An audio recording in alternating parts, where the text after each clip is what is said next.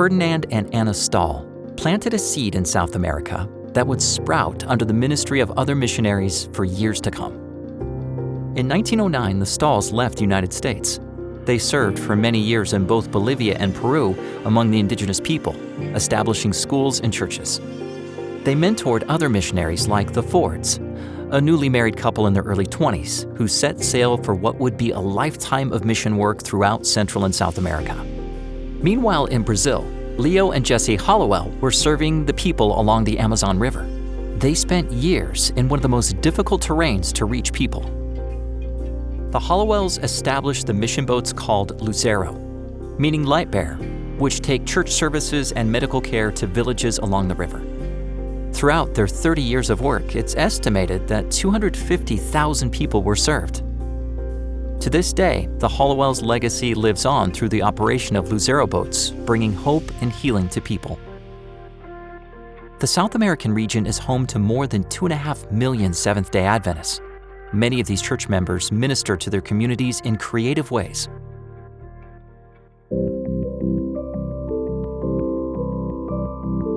When Jair was growing up in Brazil, people thought of him as untrustworthy and someone who caused problems. Later in his life, he learned about the Adventist message and decided to give his heart to Jesus. Upon accepting Christ into his life, Jair wanted to use his talents to help others. He remembered what people thought of him and came up with an innovative way to offer a better experience to kids in his community. Jair has a bicycle workshop that is transformed into an urban center of influence.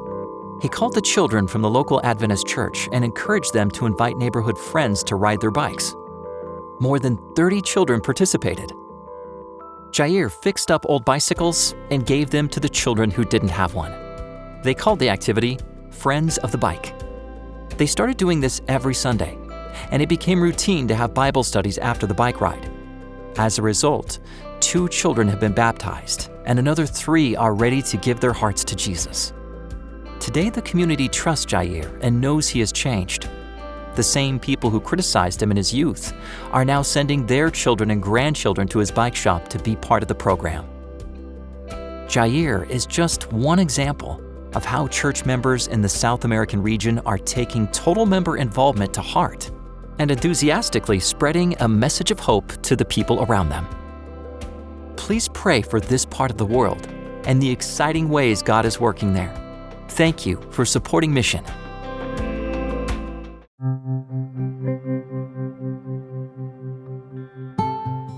My name is Tayana Nascimento da Silva. I am a dentist, and I live in Belém, in Pará.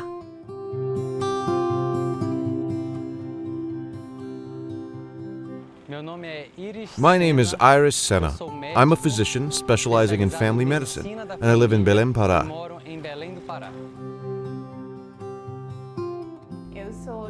I am training as a dental surgeon, but my routine involves academic study. I am studying medicine as well. I'm a doctor in a town in the interior of Pará. We assist families in a health center called the Family Health Strategy. As a doctor and a dentist, Dr. Iris and Dr. Tayana were excited when they heard an invitation to join the Lucero 29.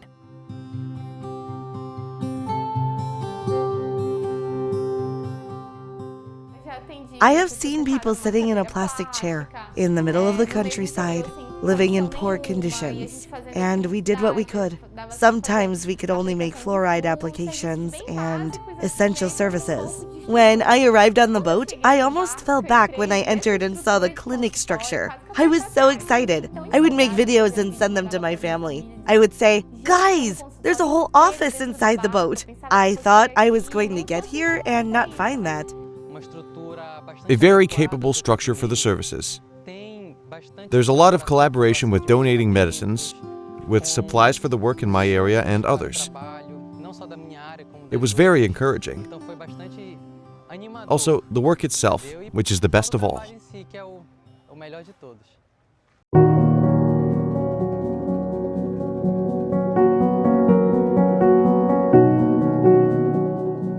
In the most remote places, there is a lack of basic health information. so an essential part of the doctor's job is to educate people with good health practices. The most common thing that comes in is decayed teeth. We do a lot of restorations, and unfortunately, we do a lot of extractions. If I find someone without cavities, I think they are infrequent, just a few cases. I think I can count them on one hand. The most common in children, young people, is germs. We talk about the purification of water, about the correct way to wash your fruits, vegetables, legumes, and everything else to avoid contamination. There's no point in giving medicine today. Next week, they eat poorly again, use untreated water, and unfortunately, they can get the disease again. Sometimes one toothbrush is used for the whole family, or more than one person in the house. That's common. Then, no, look, here's a toothbrush for you. One for your father, one for your mother. Don't let everybody use the same brush because the disease you have will pass on to others. The lack of information is so significant that this information, super simple for us, that we were born knowing, practically for them, it's new. Iris and Tayana's stories began in different places. They first met on this Luzero 29 adventure. Their story is about how they cared for people, but it is also a story of love. I came as a dentist, and he came as a doctor. We met for the first time in the van going to the boat. There, we started talking and started a friendship.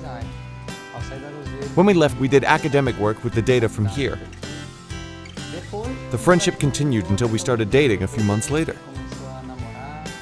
Then after that, a little bit later, we got married.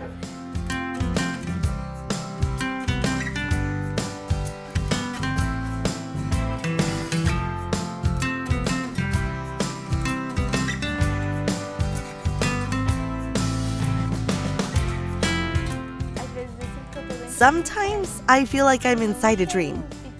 I don't know if you've ever had that feeling, like you're looking at your life from the outside. You look and you say, wow, it even looks like a dream. Is it really true? When I look at the opportunity to be working here, I feel like an active part, like being an extension of God's arms. I can tell you that it is a very great feeling of gratitude. From Dr. Iris and Dr. Tayana's perspective, it's heartwarming to do good. However, they recognize that there are still thousands of lives that need care and the love of Jesus. It will still take many miles of sailing and many years to continue seeing, feeling, and living Project Luzero.